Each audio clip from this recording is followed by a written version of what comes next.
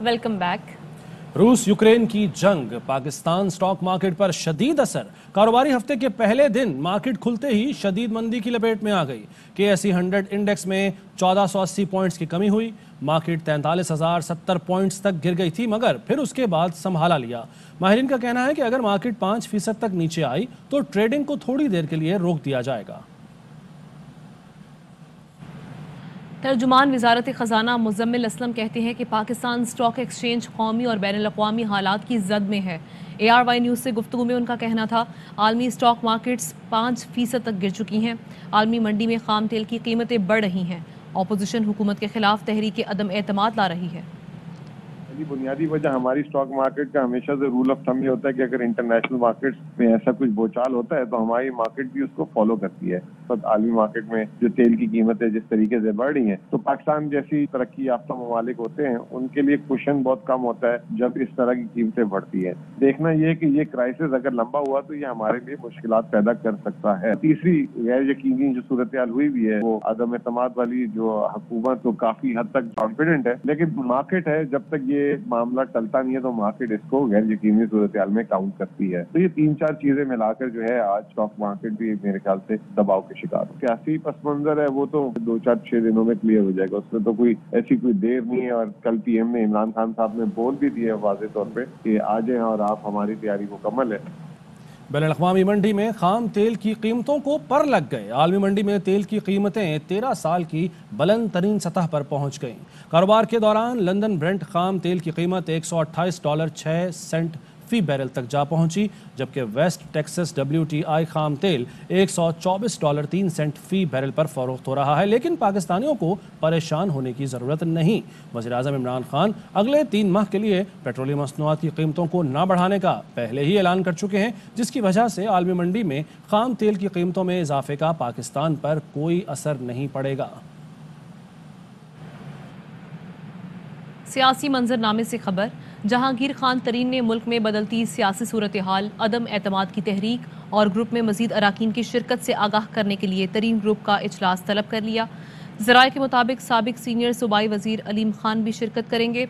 जहांगीर तरीन ने अपनी मॉडल टाउन रिहाइशगाह पर ग्रुप का इजलास तलब किया है। जहांगीर तरीन लंदन से वीडियो लिंक पर इजलास में शरीक होंगे। इजलास में नए आने वाले ग्रुप अराकीन को खुश आमदीद कहा जाएगा। ज़राए के मुताबिक इजलास में अदम एतमाद तहरीक की सूरत में हिकमत अमली का जायजा लिया जाएगा। ज़राए का कहना है कि तरीन ग्रुप PTI के मजीद नाराज अराकीन से राब्तों का जायजा लेगा। तरीन ग्रुप पंजाब और मरकज के हवाले से अपनी हिकमत अमली और तजावीज़ का जायजा लेगा। साबिक सीनियर सूबाई वजीर अलीम खान पंजाब की सियासत में मुतहर्रिक हो गए। तहरीक इंसाफ के ज़राए के मुताबिक मुस्लिम लीग नून की सीनियर क़यादत ने अलीम खान से रब्ता किया है। बात करेंगे हमारे नुमाइंदे अलमास खान से। अलमास खान, कोई बड़ा फैसला भी कोई इम्कान जाहिर किया जा रहा है कि उनकी तरफ से हो सकता है? जी हाँ, जब से अलीम खान एकदम से नमूदार हुए हैं सियासी पस मंजर पर, और यहाँ पे सूरत हाल ये है कि सबसे पहले तो ये आज अलीम खान मिलेंगे जहांगीर तरीन ग्रुप के साथ, और जहांगीर तरीन ग्रुप के जो जहांगीर तरीन लंदन में बैठ के वर्चुअल इजलास की सदारत करेंगे, ये उनके साथ बैठेंगे। और इनका ये क्लेम है कि इनके पास PTI के 2 दर्जन से जायद मेंबरान कौमी व सूबाई असम्बली इनके पास मौजूद हैं, और इसी बिना पर जो मुस्लिम लीगी क़यादत है वो भी इनसे राब्ते में है। अब देखना ये है कि ये पलड़ा किस तरफ गिरता है, ये तरीन ग्रुप में जाते हैं या नून लीग की तरफ, लेकिन ये हुकूमत के लिए एक खतरे की घंटी बज चुकी है। बहुत शुक्रिया अलमास खान। उधर वज़ीर आज़म इमरान खान ने PTI कोर कमेटी का अहम इजलास तलब कर लिया है। इजलास आज सपहर वज़ीर आज़म हाउस में होगा। तमाम अरकान कमेटी को वज़ीर आज़म हाउस पहुँचने की हिदायत की गई है। इजलास में सियासी सूरत हाल, बल्दियाती इंतखाबात पर मुशावरत होगी। कोर कमेटी मुजवज़ा तहरीक अदम एतमाद पर मुशावरत भी करेगी। कोर कमेटी को बल्दियाती इंतखाबात की तैयारियों पर ब्रीफिंग दी जाएगी।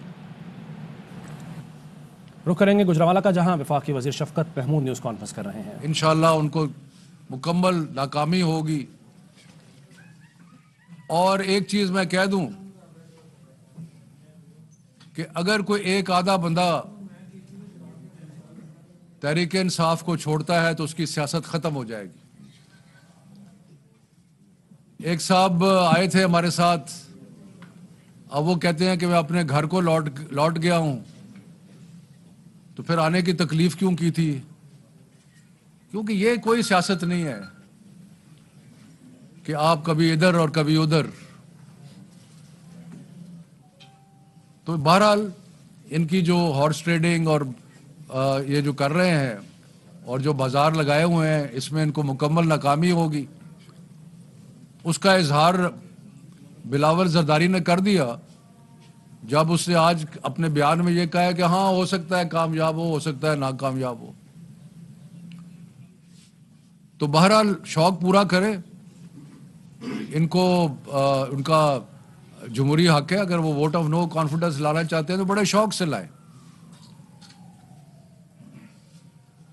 लेकिन उसमें उनको मुकम्मल तौर पे नाकामी होगी। और इंशाअल्लाह ताला, और लोगों को नजर आ रहा है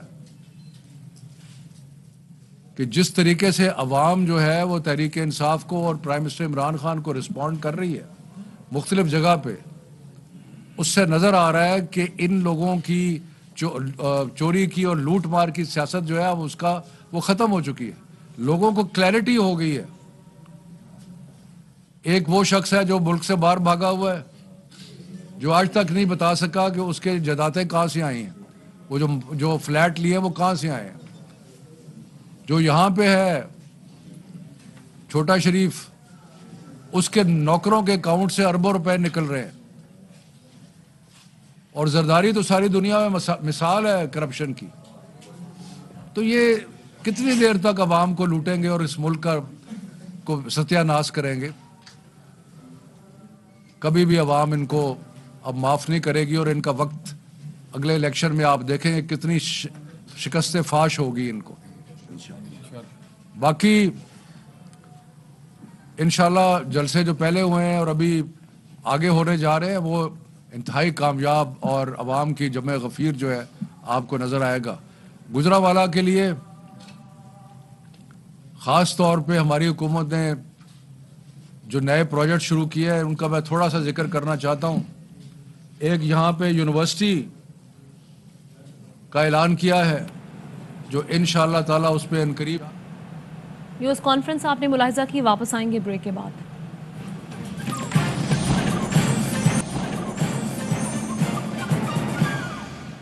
वेलकम बैक। शहबाज शरीफ और मौलाना फजलुर रहमान आज आसिफ जरदारी से जरदारी हाउस इस्लामाबाद में मुलाकात करेंगे। इसी पर बात करेंगे हमारे नुमाइंदे जहांगीर खान से। जहांगीर खान, वैसे तो तहरीक अदम-ए-एतमाद पर ही बात होगी, लेकिन इसके अलावा भी किसी उमूर पर गुफ्तगू होगी इस मुलाकात में? जी बिल्कुल, इस वक्त जो मौजू है मेन वो तो यही तहरीक अदम-ए-एतमाद है और इसके हवाले से हतमी मुशावरत है। इसीलिए अपोजिशन के तीनों बड़ों की आज अहम बैठक होगी आसिफ जरदारी के साथ, और ये बैठक होगी जरदारी हाउस इस्लामाबाद F8 में, जिसमें अदम-ए-एतमाद के हवाले से नंबर गेम्स पर गौर होगा।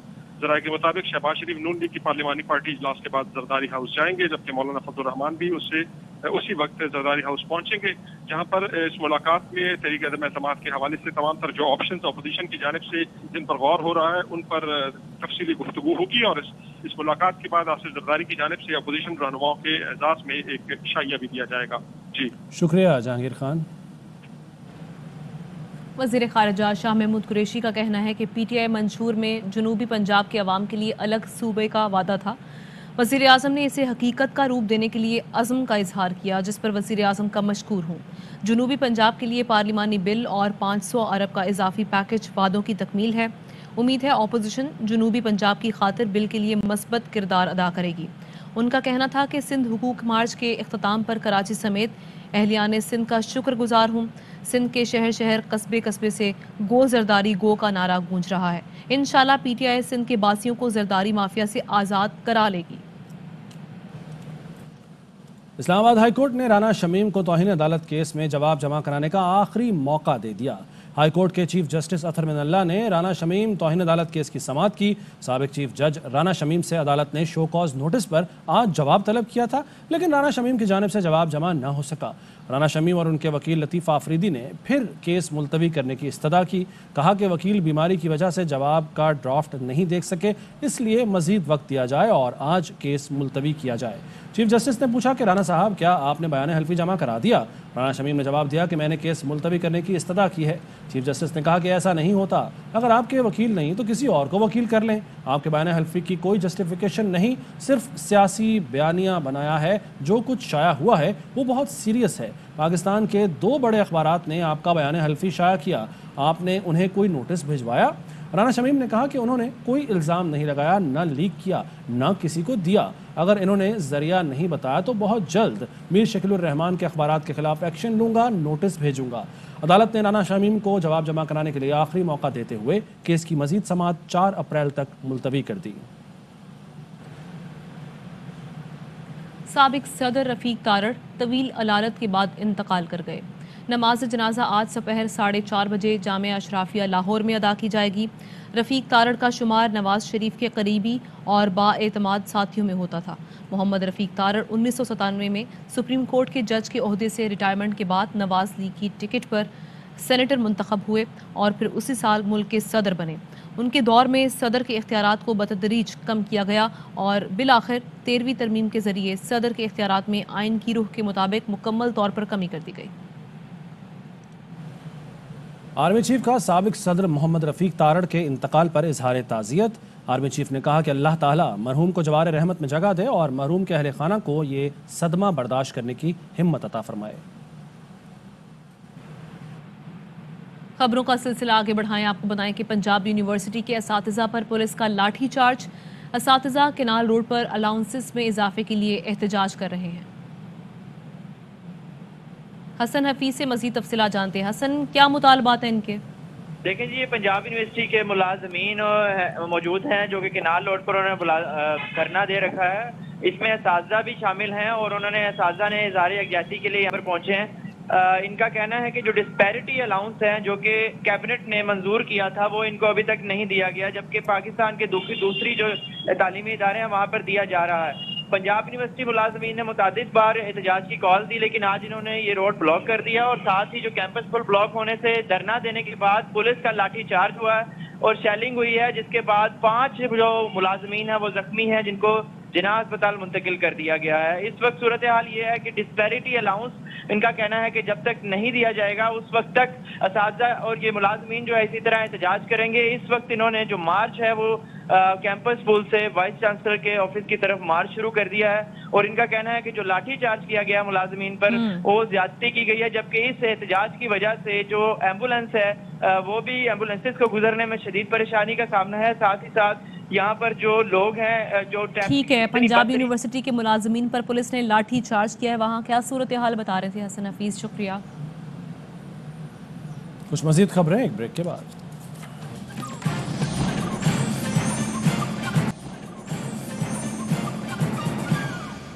Welcome back.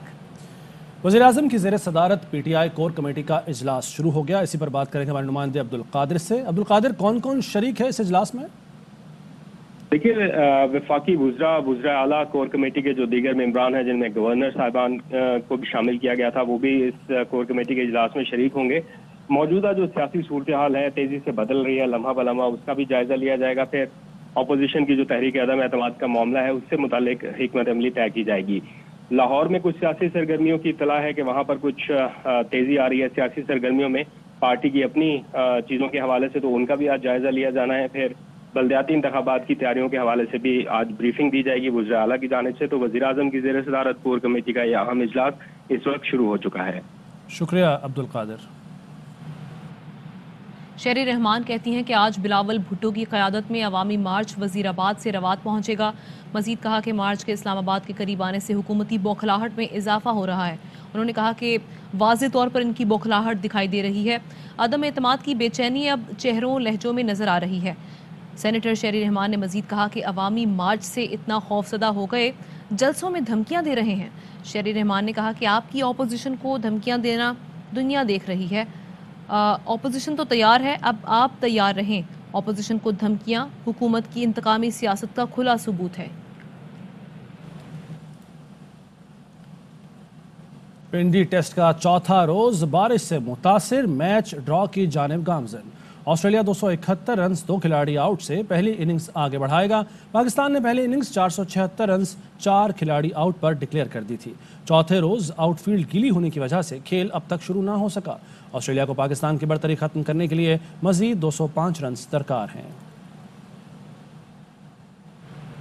खेल से जुड़ी खबर यह है कि पाकिस्तान और ऑस्ट्रेलिया के दरमियान कराची में होने वाले दूसरे टेस्ट के लिए तैयारियां तेज कर दी गई हैं। मजीद बता रहे हैं ARY न्यूज़ के नुमाइंदा खुसूसी शुएब जट। यहाँ पे इस टाइम मैं मौजूद हूँ नेशनल स्टेडियम कराची, जहाँ पे पाक ऑस्ट्रेलिया मैच की 24 साल के बाद मेज़बानी के लिए तैयारियां जोरों शोर से जारी हैं। एक अहम डेवलपमेंट ये हुई है कि मेरे पीछे जो आपको स्क्वायर नज़र आ रहा है पिचेस का, यहाँ पे 11 पिचेस होती थी, लेकिन अब 2 इजाफी पिचेस इस पर बना दी गई हैं। तो अब ये स्क्वायर जो है वो 13 पिचेस का हो गया है। ये इसलिए किया गया है ताकि तैयारियों में कोई कसर ना रहे, जब टीमें आए तो यहाँ पे अपना प्रैक्टिस सेशन जो है वो भी अच्छे तरीके से कर सकें। इसके साथ साथ जो मरकजी इसकी सेंट्रल पिच है वो जो है भरपूर तरीके से जो है वो उसको आराम भी मिल सके और अच्छे तरीके से तैयार हो सके, क्योंकि पिंडी टेस्ट जो है वो बज़ाहिर ऐसा लग रहा है कि वो बिला नतीजा रहेगा, ड्रॉ हो जाएगा। लेकिन यहाँ के मैच को नतीजा खेज बनाने के लिए पाकिस्तान क्रिकेट बोर्ड ने भी हदायत दी है क्यूरेटर्स को कि वो विकेट इस तरह की बनाएं जो जानदार विकेट हो, ताकि शायकीन को भी अच्छी क्रिकेट देखने को मिले। तो तैयारियां जोरों शोर से जारी हैं, ये मैं आपको बता रहा हूँ। मुल्क के मुख्तलिफ शहरों में बारिश और बालाई इलाकों में बर्फबारी से जाती सर्दी लौट आई। गलियात, नथिया गली, अयूबिया, ठंडियानी में वक्फे से बर्फबारी। गलियात और ठंडियानी में 5-5 इंच तक बर्फ रिकॉर्ड की गई। चिलास और गिरदोनवाह में बारिश, पहाड़ों ने सफ़ेद चादर ओढ़ ली। बाबूसर टॉप, फेरी मेडोज में बर्फबारी से मौसम शदीद सर्द, लोग घरों तक महदूद हो गए। मानसरा के मैदानी इलाकों में बारिश, बाला इलाकों में बर्फबारी। कागान वैली में 2 से 3 फुट और शुगरा में 1 फुट तक बर्फ पड़ चुकी है। इस्लामाबाद, रावलपिंडी समेत दीगर इलाकों में मौसम अब्र आलूद है। अहम तरीन खबरें अब एक क्लिक की दूरी पर। आपके पसंदीदा टॉक शोज हों या अहम मुल्की या गैर मुल्की शख्सियात की न्यूज कॉन्फ्रेंसेस, हर लम्हा बाखबर रहने के लिए सब्सक्राइब करें हमारा YouTube चैनल। मौसम की सूरत हाल हो या खेल के मैदान से खबरें, अपने मोबाइल फोन से मुल्की और बैनुल-अक़वामी अहम खबरों तक रसाई के लिए डाउनलोड कीजिए मोबाइल ऐप। बावसूख ज़राए से मुसद्दिका खबरों, तज्ज़ियों और तबसरों से मुस्तफ़ीद होने के लिए विजिट कीजिए पाकिस्तान की सबसे बड़ी न्यूज वेबसाइट www.arynews.tv। इन सब के अलावा पाकिस्तान का सबसे बड़ा फेसबुक पेज हो, सबसे बड़ा न्यूज इंस्टाग्राम अकाउंट या फिर ट्विटर, ARY न्यूज पहुंचा रहा है खबरें सबसे पहले आप तक, ताकि आप रहें हर लम्हा बाखबर।